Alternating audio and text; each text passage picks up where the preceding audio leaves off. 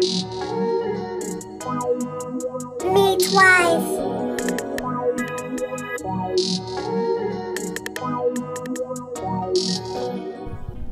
Hello everybody and welcome to the Rocky and Derrick Show. If you like our interviews, please visit our website rockyandderrickshow.com and visit our photo and video galleries. Today we're here with Chisa Pennix-Brown of Lady Bizness. who does? A lot. I do a lot. Okay, so let me go through the whole spiel. So I'm North Carolina's #1 small business facilitator. I teach for a number of small business centers throughout the state of North Carolina, private companies and colleges.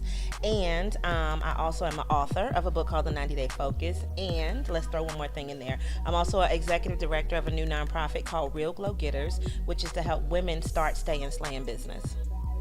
That's a lot, right? Mm-hmm. Okay. What colleges do you teach? Oh, I teach at a lot of them. I teach at mostly the small business centers, and so throughout the state is 62 small business centers, and they're all attached to like a community college. So GTCC locally is the one that I teach for the most. I teach for Durham Tech, Alamance, so it's a bunch of them throughout the state, but I like doing it. What do you teach at the colleges? I teach people how to start their business, and I also teach them how to use social media so that this way they can grow it, the branding so that this way they can keep things consistent. And so what it really does is focus on people who are starting a business or interested in growing a business. You said you help women. You help women with what? I help women start their businesses also. So my main focus, the people that I like to work with the most are either women or nonprofits.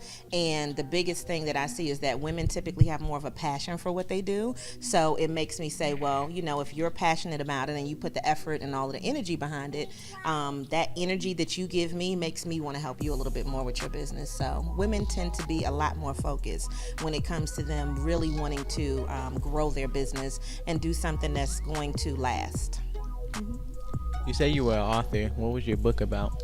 So my book is about focus. It's about basically you taking the time frame for 90 days to think of what you want to do personally and professionally, and you kind of setting that goal. And so then every day you are supposed to do something intentional towards reaching that goal.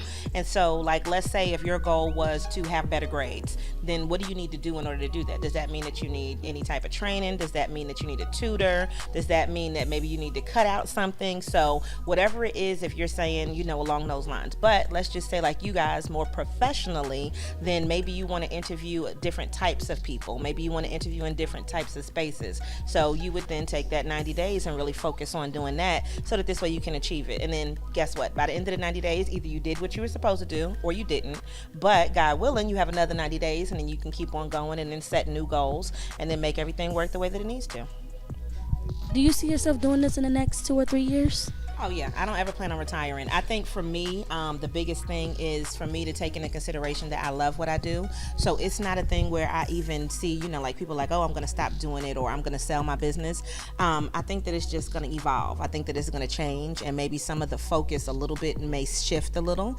But as of right now, I just say, yeah, definitely the next 2 or 3 years I would consider, you know, doing this. Because you know what, it's a great thing to see somebody have an idea and then see them start something and then see it grow and then see them make money from it and then be able to support themselves. So definitely. When did you start your business? Wow. Okay. So it depends on which area you're talking about. So for my company, specifically Lady Bizness, it was started in 2008. So she's actually 10 years old now. And I always kind of personify it and say, you know, she, because I take the business as a separate thing from me. And I started doing something totally different. Like originally when I started, I was making jewelry and I was helping my mother. She crocheted. So I was helping her sell her stuff. And I had a friend that made clothing. And so I was helping her sell her stuff. And that's how Lady Bizness started, because it started basically like we're in a Makerspace today. Who was making stuff, but they were working like full time, and so, or they just wanted to do stuff part time, and they didn't have the ability to be at some of the shows and things and sell their stuff. So that's how this company started, and so it's kind of full circle in a way, because if I'm still helping you to start your business or to find other locations that you can sell your stuff at, it's not me that's selling it physically, but now what I do to make it a little bit easier is the events that I host, they then help people to be able to sell their stuff. So it's like it kind of came full circle as far as that event side of it, but I really love it, and so it's just, it changes over time. Mm-hmm. What is your favorite business out of all the ones you have? Oh, my favorite business out of everything is probably teaching. And I think that that's because I'm an extrovert. So I like to be around people. And so if you've ever been like, and I don't know, are you extrovert or introvert? Are you real quiet and calm? Okay, I kind of figured that. Look, if you can see behind the scenes, they're like, no, she's not quiet and calm. So then you understand that, like, you're not the kind of person that you need time to kind of relax every now and then. But when you're around people, that energy that you get, it just keeps you going and then it keeps you pumped. I'm exactly like that. So being in a place where I can teach people and like watch them, oh, wow, I didn't know that. Or they ask questions, or like I can see over a time frame that they've been able to kind of grow their business, or they did something that I told them and it worked, or they started their website, whatever it is, like that is my favorite thing, is that teaching aspect of it. So yep, I love it. Would you want Lady Bizness to like expand across the United States or like the globe, or do you want to stay local? Oh, so Lady Bizness just is already, as far as I'm concerned, a global brand. I know that when I go to different places, it's really amazing how many people tell me, oh my God, you're Lady Bizness, or, oh wow, I wanted to meet you. So those things are interesting. And I've even been, as far as when I go back home to New York, and I'm talking about people I don't know just randomly, us in Texas or down in Atlanta or DC. So people already know the brand. I think that just as far as the teaching aspect, that's where I'm kind of going as far as putting some more webinars and things online. But as far as the impact, I think that it can definitely be something that's a global brand as far as being able to reach more people. So I think so, yeah. How would other women be able to hear about your women group? Oh, okay. So Real Glow Getters, because it's its own organization, it's a nonprofit. They can go to realglowgetters.org, and that's REAL and then GLOW and then GETTERS.org. That has been started since, we kind of started last year, but we fully incorporated in August. And so the biggest thing there was we wanted to focus on women in North Carolina. So when you kind of talk about the global thing, that's something that I can see later on expanding globally. But I feel like it's enough women that are right here in this state that need help. And one thing is accountability, and it's also access to some of the resources. So, one of the things that we pride ourselves on is doing events on Saturdays, because if you work a regular job, or you have kids, you may not be able to come to something, a breakfast in the morning, lunch in the afternoon, or during the week. So when we do things on the weekend, it allows women to be able to come. And then later on, I can see that expanding, because the original concept was that it would be women and girls. So later on, once we are finished with this first year and then we kind of wrap that up, then I can see us doing some type of programming, more than likely in the summertime, that is more geared toward girls, so that this way, if you're 18 and under, then we'll still be able to expose you to some business opportunities. So that's where I see it going in the future. But as of right now, just go to realglowgetters.org, and it is membership based, so people can join and then come to the workshops and things that we do. So would you go to all girl schools and tell them about it and give them rooms to sign up or something? Oh, or just wait? I would love to do that. I think that most of the people that probably are attracted either come to the classes that I'm already doing. They see the stuff online, specifically if they're looking on social media. But as far as growing it, then yes, I definitely would see going to all women's schools. But you don't have to go to all women's schools to find women. There's not a lack of women anywhere. So, as far as if we were focusing more on the college age, then, definitely going to some of the colleges. Because I think that the thing is, sometimes when people don't know about it, or you don't go to certain locations, then it was this wonderful thing that was there, but they couldn't join or they didn't know. And so, yeah, making that awareness, and that's something that we're going to put more emphasis into next year, because right now we have 12 members, and that's really good because it keeps things small enough to be able to help each individual person and see, how they can grow. So what we do is we kind of do all of the workshops and just the training and trying to find out what people want based on my book, The 90-Day Focus. So we look at 90 days, what do you need to do? And we look at the goals that each individual person has and try to put them with people that can help them grow their business. Mm-hmm. Does your classes and like workshops and stuff cost any money? Nope. All of the classes that I do, if I'm doing them with like the community colleges, they're all free. So that means that you can come learn what you need to learn. Most things are 2 to 3 hours, and you can come and learn what you need for free. So if people go online, if they're local here in the Greensboro Triad area, they can go to sbc.gtcc.edu, and then this way they can register for classes. And we have classes listed all the way up until next year this time. So it's, just look at your schedule and see what you can make and see what you're interested in. And I think that even if you've already been in business, there's still some class because you don't know something. And so even when you talk about the marketing or the social media aspect of it, you may have been in business for 20 years. And if you were, then guess what? Social media didn't exist 20 years ago. So it's always something else that you can learn. And that's why I like, being able to teach, because I'm constantly learning things, which allows me to be able to help other people with their businesses too. Mm-hmm. Would you or do you have your own little commercial on TV or something to show other women? Oh yeah, we made an advertisement when we launched the organization, just to kind of show people, to give them an idea of like what we were talking about. I love being on video. I love making videos. I like going live. So I would definitely do plenty of videos. We haven't put anything on like your regular television station as far as like a commercial goes, but I do go on the news a lot, and so usually I'm like on WXII News 12 in Winston, and I've done several news stations around here and in Charlotte. So commercials, yes, definitely. But you know what I really want? So what I really want is, I would really love to have my own television show. So maybe this could be like the spark for the television show, and then somebody would be like, we want to give you money, yay, television show.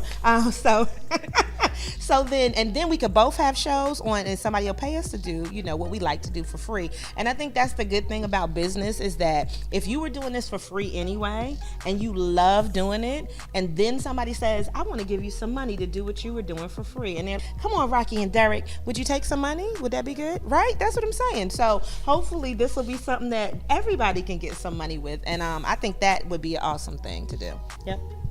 Well, what are some fears that business owners have to overcome?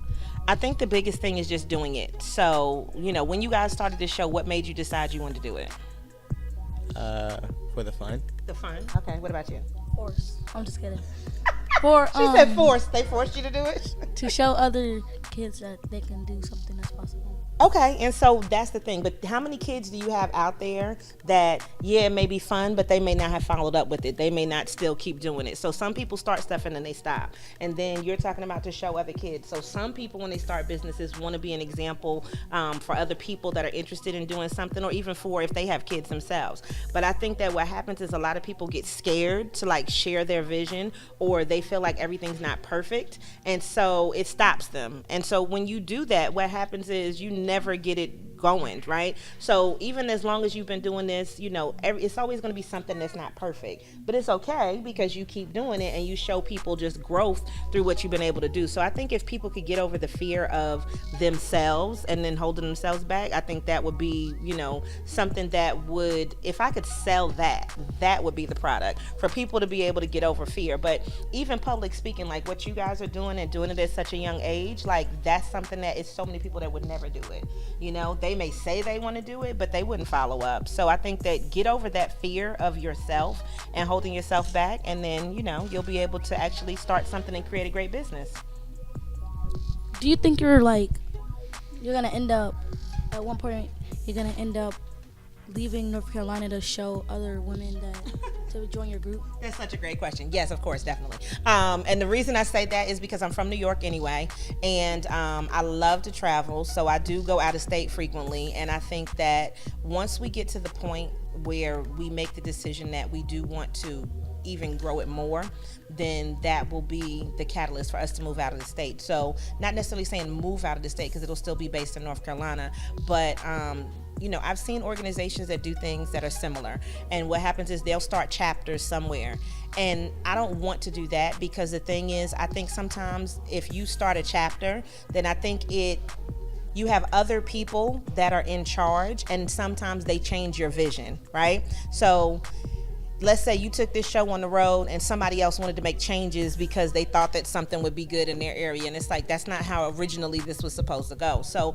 for me, I'd say yes, but I want to be the one that is still in charge of how it goes and how people see things, because I just know sometimes people don't have the same values as you, and just because they see that your vision is good, they like it, but they may want to make adjustments. So I'd like to definitely take it out of the state, but I still want to be in charge and in control of it and how it goes. And then, the frequency of us being able to have members in different events in other states, I think that will increase, but that's still not a priority for the first year. So after that first year is up, then we'll go and we'll really start reaching out to some more states with it. Do you know the most popular business that you helped start besides your own? Ooh, okay, that's a good question. The most popular business that I would say that I helped start, most of the businesses that I deal with are women-owned businesses, so they tend to be in the hair care or beauty industry. As far as makeup, as far as just cosmetology, all of that. So those are the people that tend to gravitate toward me, but it just depends on where people are at. So like even with the organization, we have one woman that does IT, we have a company that does greeting cards, we have another one that makes hair accessories, we have, and then the other ones just tend to actually still be in the beauty industry. So one's a barber. So I think that women look at the things that they like, and then they just kind of go forth, and then they create these wonderful companies. And I think sometimes you attract what you are. And so since I love doing hair and makeup, as far as me personally, then I attract women that like doing those kind of things too. But I think that anybody that decides that they want to start a business, they should go ahead and just do it, but maybe they need the help of a person like me. And so just looking and finding the resources, because something, just because it's popular doesn't mean that you should start it. So do you have the skill to start it? Do you have the money to start it, the connections? But yeah. How did you deal with low self-esteem issues? I don't think I've ever had low self-esteem. So I think for me, I was raised where it was like, believe in yourself, do what you can do.